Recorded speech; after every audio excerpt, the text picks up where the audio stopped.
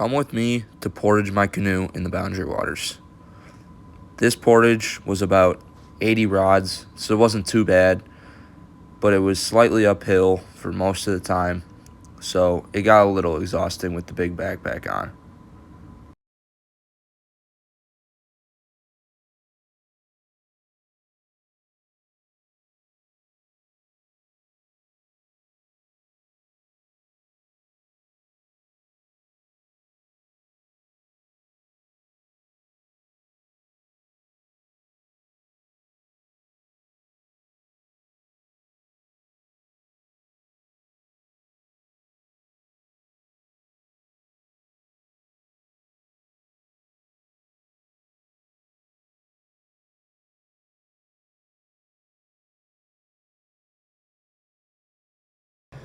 This little river was cool.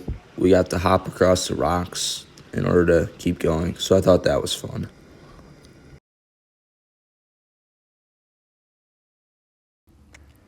Right about now is when my shoulders started burning, but I knew I was super close, so I kept pushing, and I eventually made it.